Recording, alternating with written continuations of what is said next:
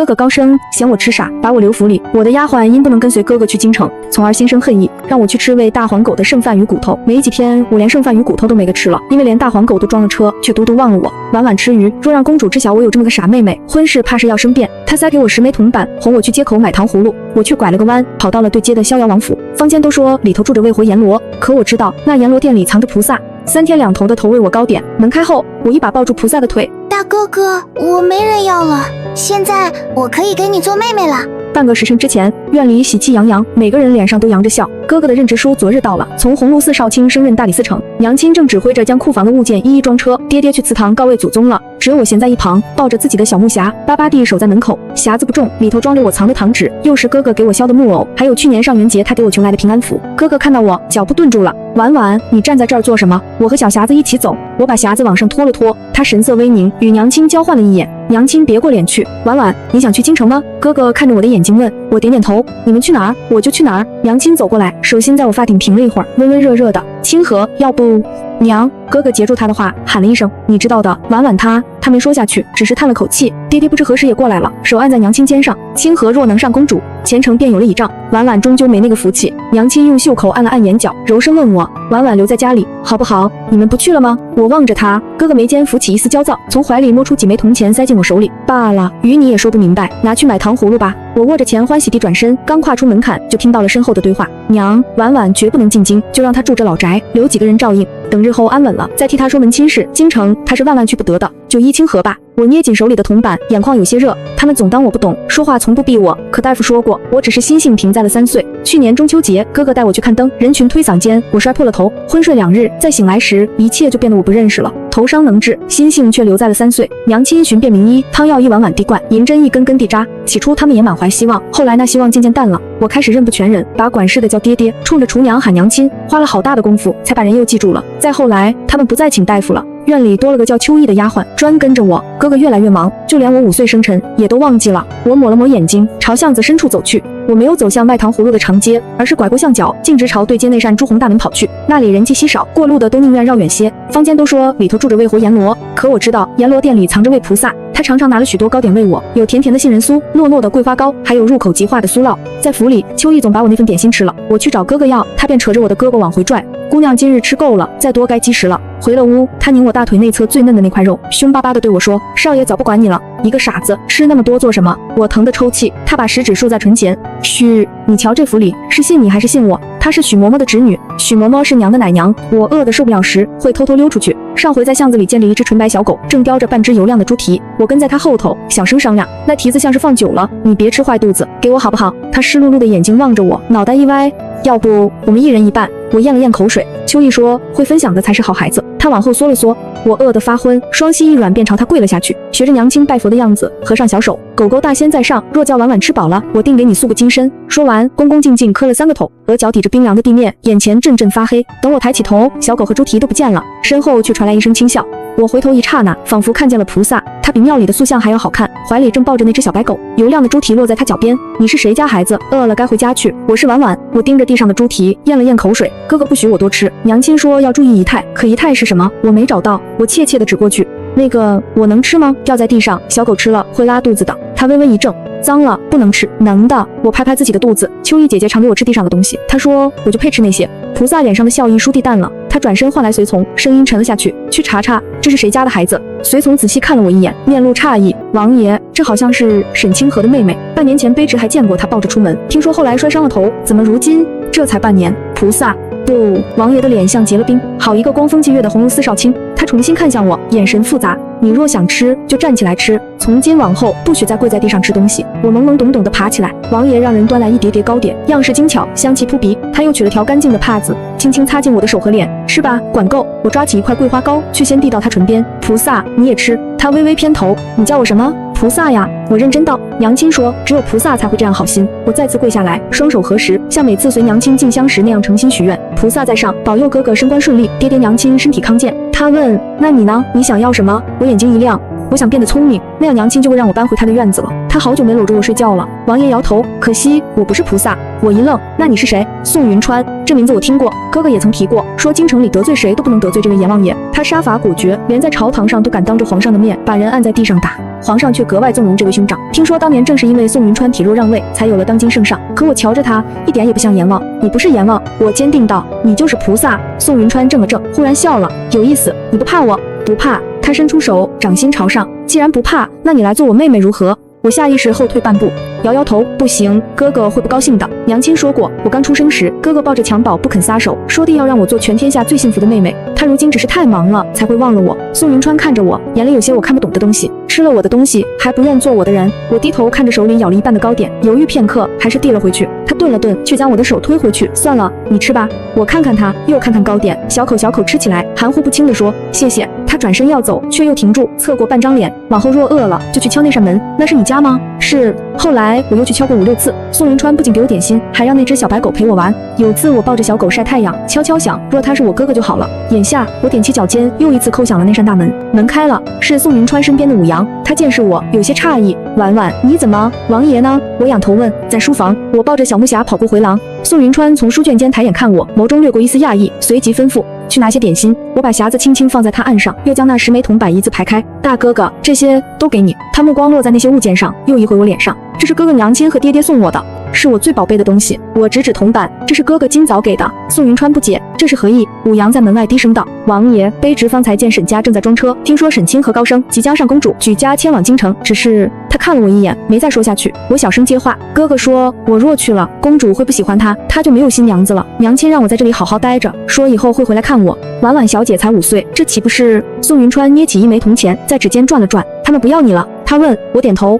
那我要。他将铜钱收入掌心，抬眼直视我。你可想清楚了，是你自己出钱买我做你哥哥的，既买了便不能反悔，若敢反悔，我就吃了你。我吓得一缩，又想起什么，小声道：哥哥是菩萨，菩萨不吃人。他总说要吃了小白，可转头就让人给他炖大体饱。宋云川唇角似乎弯了弯，随即对武阳吩咐去收拾间屋子出来，再请个大夫来。等大夫来的时候，我已经吃完1整盘桂花糕了。老大夫仔细诊了脉，又轻轻按了按我额角那道旧疤，沉吟良久才开口：小姐头伤虽重，但若精心调理，再辅以洛神医的独门针法，未必没有痊愈之机。武阳闻言眼睛一亮：王爷，洛神医的那位高徒，如今不正是在宫中为皇后娘娘诊治吗？宋云川没有立刻说话，他目光落在我沾着膏血的嘴角，伸手用指腹抹去，写信回京，让那徒弟把他师傅请来。之后我就在这里住了下来，每日和小白在院里追球玩，偶尔想起哥哥和娘亲，就躲在柱子后头偷偷抹眼泪。宋云川总能找到我，他把我抱到膝上，问婉婉想不想去打猎？打猎？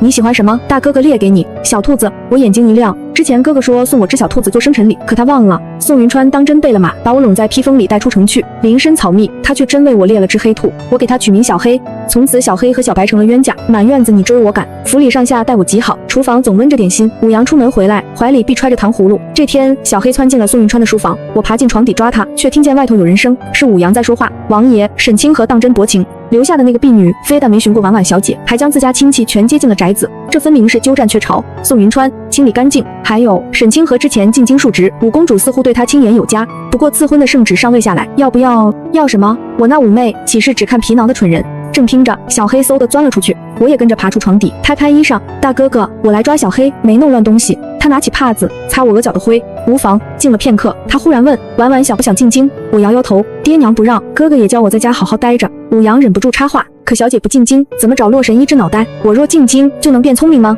大哥哥是不是也想要我变聪明？宋云川目光清澈地看着我，我想让你做回本来的自己，不必讨好谁，不必看人脸色，能辨是非，明事理，就像所有孩子那样堂堂正正地长大。我皱了皱鼻子，那好难呀，有我在，你大可以试一试。我似懂非懂地点头，那我听大哥哥的，大哥哥喜欢聪明的我就做聪明的我。一旁的武阳笑了，不过婉婉小姐本就聪明，昨日还知道把糖葫芦分我一半呢。宋云川眉梢微动，你吃了婉婉的糖葫芦？武阳还没察觉，乐呵呵道，王爷没吃到吗？可甜了。话未说完，就见自家主子脸色淡了几分，我赶忙扒着宋云川的肩，在他耳边悄悄说，武阳大哥爱吃酸的，那糖葫芦酸的牙都倒了，不好吃。宋云川眼底的双色倏然化开，屈指刮了下我的鼻尖，小鬼灵精，回京的日子定在3日后。府里上下忙着收拾香笼，武阳见我抱着小包袱跟在后面，笑着赶我，婉婉小姐去院里玩吧，这儿不用你帮忙。我便揣着一碟糕点坐到廊下，掰碎了喂小白和小黑。小白，你去过京城吗？我比划出一个大大的圆，听说京城有这么大。武阳大哥说，那里的糖葫芦又红又亮，甜的粘牙。小黑凑过来蹭我的手心，我揉了揉他毛茸茸的脑袋。对了，京城也是大哥哥的家乡呀。他说在那里没人会欺负我。话音未落，小黑忽然叼走整块糕点，窜下台阶，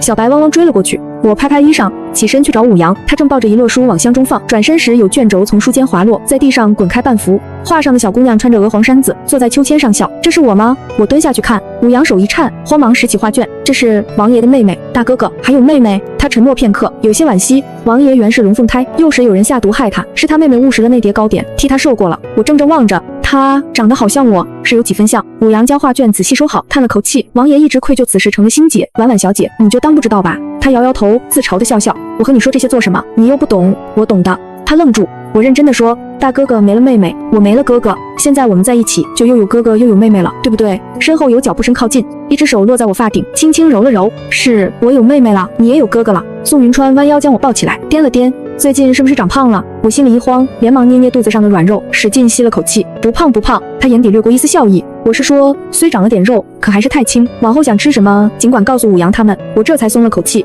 临行前1日，我拉着宋云川的袖子，央求他上街。我担心京城没有青州这些零碎玩意儿。他说往后不知何时再回来。这里原只是他暂居的别院。我在摊前挑了一只竹骨风车，刚踮脚去够，一个蓬头垢面的乞丐忽然扑跪在地，死死拽着我的裙角。小姐，小姐饶命，求你救救我！我被吓了一跳。你是谁？是我啊，秋意。我愣住，他怎么会变成这样？衣衫褴褛，脸上尽是淤青，全没了从前在沈家的伶俐模样。秋意的目光越过我，落在宋云川身上，忽然尖声哭道：小姐，你怎能联合外人把我们都赶出去？你这样将来怎么向少爷交代？我找你找得好苦，你却叫人打断了我哥哥的手，你要怎么向许嬷嬷交代，向夫人交代啊？我往后退了半步，紧紧握住宋云川的手。他不是外人，他是我哥哥。你哥哥？秋意恨恨地指着宋云川，你哥哥是沈清河少爷，这不知哪来的地痞哄着你认亲，你就信了？小姐，快报官！话音未落，宋云川抬脚将他踹翻在地。欺主背恩的东西也配喊冤？秋意蜷在地上咳出血沫，再不敢出声。宋云川将我往怀里带了带，捂住我的眼睛。别看。回去后他一直待在书房。武阳悄悄问我，王爷怎么了？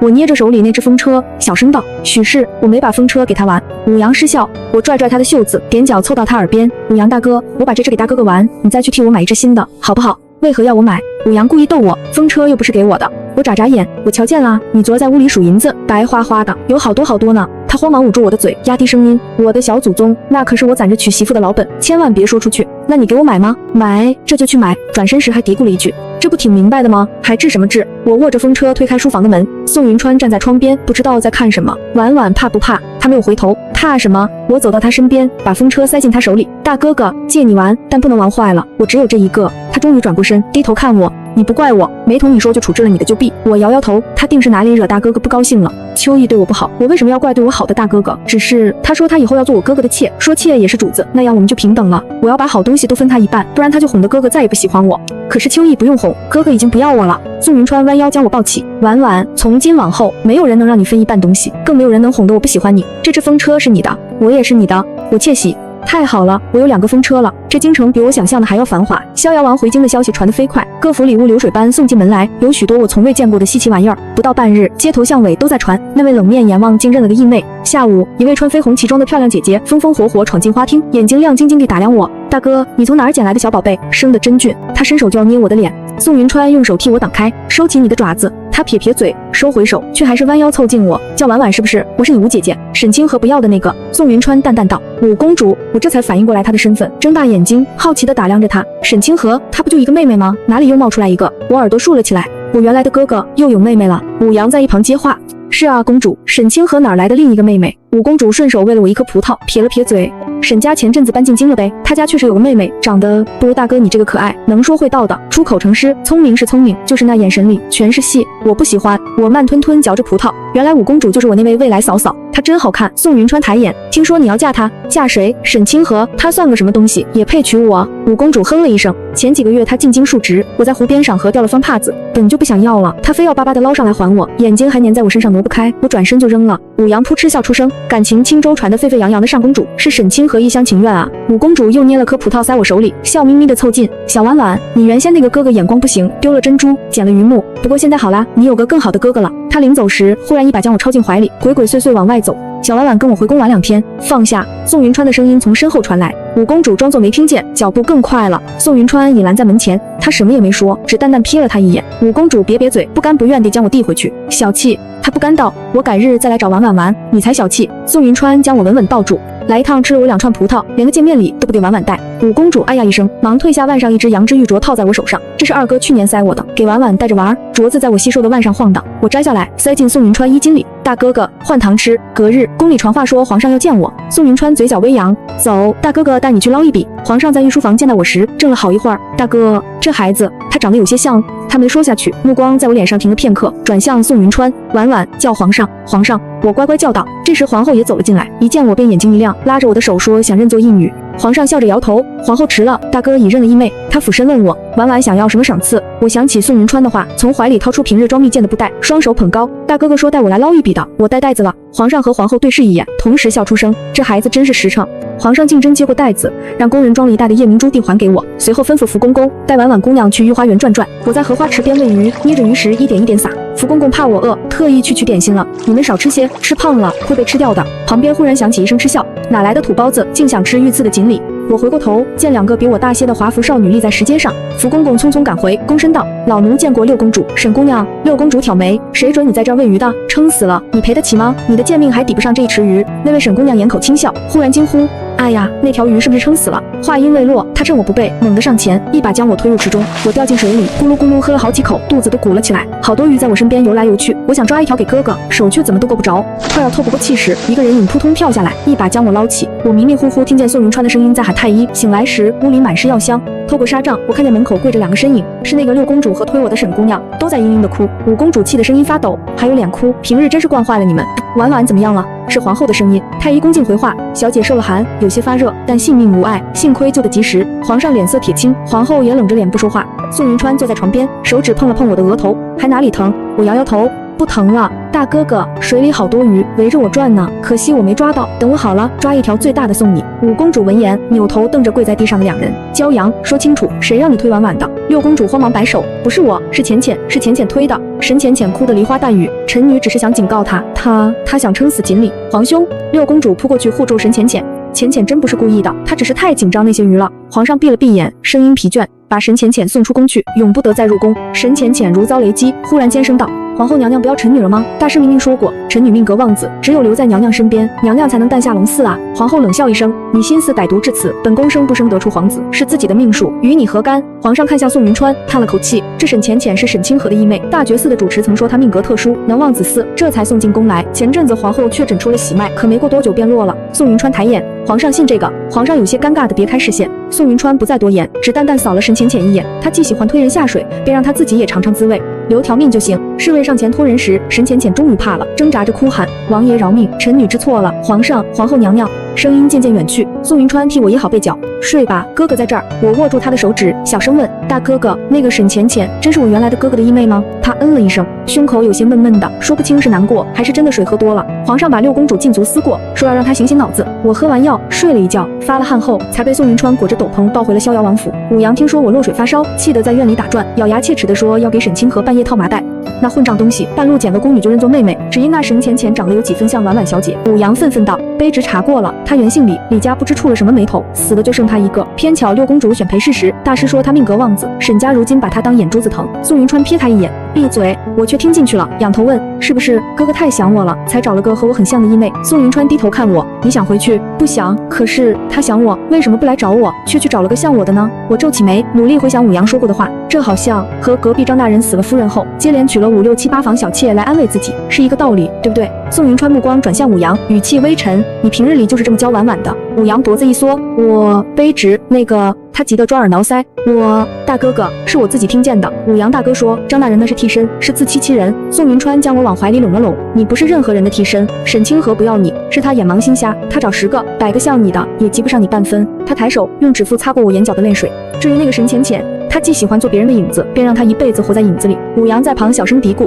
王爷，那沈家如今可宝贝他了，听说还要为他办赏花宴，正是引荐京中世家呢。宋云川轻嗤一声：那就让他好好出这个风头。沈家大张旗鼓办赏花宴那日，宋云川也在逍遥王府为我设了宴。京中有头有脸的人家几乎都来了这边，满园笑语，人人见了我都夸伶俐可爱，灵气逼人。武阳替我收礼收到手软，嘴角都快咧到耳根。我知道那些夸奖多半是违心的，我哪里聪慧呢？在青州神府时，下人背后都说我是个傻子，连饭里拌了石子都会咽下去的傻子。正热闹着，五公主风风火火来了，往我脖子上套了个纯金项圈，补给婉婉的见面礼。她笑得明媚，我咬了一口，项圈上留下2个浅浅的牙印。这个能换很多很多糖吗？上次那个镯子，宋云川替我收起来了，不让我换糖。大哥哥每次喝药都嫌苦，总不好好吃。我想买了糖，等他喝完药就给他1颗。五公主眼睛一弯，俯身在我脸上吧唧亲了一口。婉婉乖，大哥真没白疼你。宋云川每月15总会身子不适，娘说他因是生胎早产，先天体弱，需常年服药调理，可他却总偷偷把药倒掉。上个月被我撞见，我端过药丸抿了一小口，板着脸学他平日的语气，这药不苦，大哥哥不许倒。他怔了怔，竟真接过去一口喝尽了。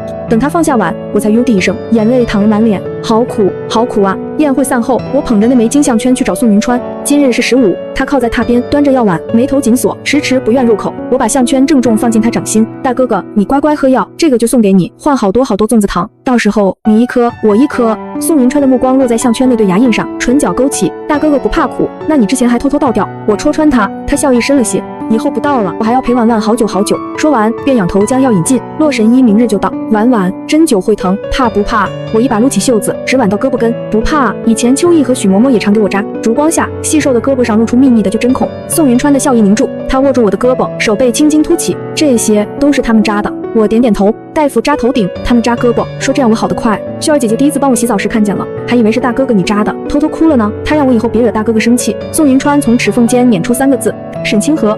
我莫名打了个寒战，往他身边缩了缩。连续扎了3日针后，我脑子里那层雾蒙蒙的感觉好像淡了些。正好神医说需停1日休养，我便拉着武阳上街买糖。婉婉小姐，你带银子了吗？武阳故意逗我，我眼珠一转，没带，但有你呀。武阳瞪大眼，这针灸效果这么灵，才3天，脑子转得比我都快了。路过一家酒楼时，我肚子咕咕叫起来。武阳带我进去用饭，菜还没上齐，一道身影停在我们桌前。婉婉，真是你！我抬起头，看见沈清河站在那儿，脸上带着一丝震惊。是哥哥？不对，他现在已经不是我的哥哥了，他是沈浅浅的哥哥。正想着，沈浅浅从他身后探出身来，挽住他的胳膊，声音娇柔：哥哥，就是他，差点害我淹死，又抢了我赏花宴的风头，还害我在皇后面前失宠，连6公主都被牵连禁足。沈清河皱眉看着我，语气严肃：婉婉，你怎么会和逍遥王在一起？你知不知道他为人残暴，喜怒无常？我抓起盘中一只鸡腿就丢过去，不许说我大哥哥坏话。武阳上前一步，挡在我身前：沈大人，你妹妹正挽着你呢，这位是我们王爷的义妹，请你认清楚。沈清河却只盯着我，声音放软了些：婉婉，你不认哥哥了吗？跟我回去，爹娘都很想你，听话，去给皇后娘娘赔个不是，就说那日落水是你自己不小心。我没错，我挺直背。武阳冷笑：沈大人，卑职实在好奇，你这官位究竟是怎么来的？婉婉小姐险些被你这位义妹推下水淹死，你半句关心都没有，倒一口咬定是她的错。我眼泪不争气的涌上来，又赶紧偷偷用袖子抹掉。武阳见了，心疼极了：不哭不哭，咱们回去找王爷，让他给你出气。沈清河脸色沉了下来，他心性如孩童，在湖边没站稳也是常事。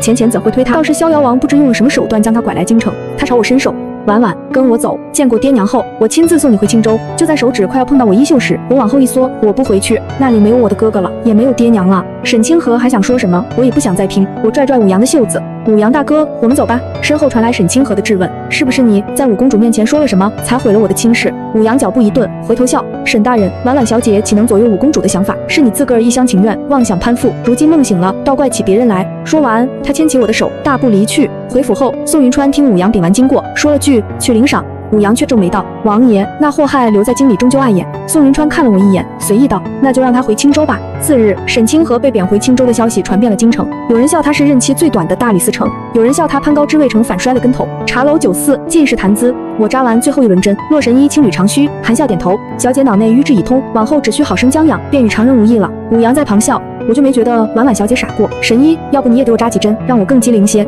这段时日，爹娘多次上门要见我，都被宋云川拦下了。这日，他们竟在外头哭天抢地，闹得半条街都围过来看。府门一开，他们瞧见我，便要扑上来。婉婉，你怎能毁了你哥哥的前程？谁许你私自上京的？王爷，我这女儿是个痴儿，她说的话你千万不能信啊。宋云川将我护在身后，声音冰冷：婉婉是本王的妹妹，你们口口声声说她痴傻，可曾尽心治过？洛神医，诊金不过1000金，我怎么听说你们一听这数目便转身走了？我怔住了，原来爹娘早就找到过洛神医。神医扎针时曾无意提起，说神府派人问过价，听闻数目后便在未登门。我娘脸色一白，便道：那时清河刚升迁，正是用银子打点的时候，王爷这般留着婉婉不放，莫非另有心思？大哥哥是真心待我，沈老爷、沈夫人，是你们先放弃了我。但凡你们平日肯多看我一眼，就该知道秋意如何打我、饿我，许嬷嬷如何掐我、虐我。你们想我是累赘，如今又为何非要讨回这累赘？五娘浑身一震，瞪大眼。婉婉，你不傻了？大哥哥请神医治好了我。我爹急急上前，既然好了，你就更该回家来，我们才是你血脉相连的亲人。我不回，你们不是我的家人，是大哥哥。宋云川想要回婉婉，可以千金奉上，人你们带走。我急忙道，大哥哥，我不要钱。我娘嘴唇动了动，说道，清河刚被贬职，家中实在拿不出这些。我悄悄松了口气，升职了也没钱啊。大哥哥，我饿了。宋云川弯腰将我抱起，转身往府内走。关门，身后传来我娘带着哭腔的喊声，婉婉，你哥哥他一直很想你，爹娘也想你回来。我没有回头。后来沈清河又来过几次，我都没有见。他托人送了封信进府。五娘拿着信问我，婉婉小姐要拆吗？我摇摇头，他忘了我还不识字呢。沈家在一个深夜悄悄离开了京城，回了青州。宋云川为我请了先生，教我读书写字，抚琴作画。字我会写，画也画得像模像样，唯独那琴我一拨弦，五娘就掏棉花塞耳朵，小白和小黑吓得满院子乱窜。只有宋云川始终端坐案前，眉目沉静，听得专注。我大受鼓舞，越发刻苦，直到某日练琴中途抬头，才瞧见他耳中竟也塞着2团棉絮，眼泪瞬间涌了上来。我苦练这么久，当真半分长进都没有吗？五娘赶紧安慰，小姐别难过，这人各有所长嘛。你看五公主画起画来不也像鬼画符？我不信邪。正巧宋云川又带我进宫捞一笔，为表诚意，我特意献上一首新学的曲子。琴音一起，皇上端着茶盏的手一颤，皇后脸色发白，捂着嘴轻哼一声，竟嘎嘣一下晕了过去。殿内顿时乱作一团，太医匆匆赶来，诊脉半晌，伏地贺喜，恭喜皇上，皇后娘娘这是喜脉。皇上愣了愣，随即大喜。我还没回过神，就听皇上道：传旨，封逍遥王义妹沈婉为昭乐郡主，赐明珠石斛，锦缎白匹。我6岁生辰那日，宋云川好生操办了一番，他亲自为我戴上一对墨玉镯子，触手温润。五娘在旁说：王爷，这镯子怕是值千2金吧？我笑眯眯收了一圈礼，正逗着五公主送的鹦鹉让他讲话，五娘忽然凑近，低声说：青州那边也托人送了礼来。他递上一只木雕兔子，雕工制作，一看便没费多少功夫。沈家回青州后，沈浅浅半路卷了细软跑了，如今沈家过得艰难。听说沈清河在街上撞见了秋意，一番逼问才知从前那些事，他应是后悔了。我将木雕兔子拿在手里看了看，又放回锦盒中。我有小黑了，且宋云川又给我寻了只白兔子过来，现在府里遍地都是小兔子，不喜欢便丢了。我摇摇头，将锦盒盖好，递给五阳。五阳大哥，帮我收进库房最里头吧。大哥哥，晚上有桂花糖藕和松子桂鱼吗？他失笑，有，还让人给你煨了乳鸽汤。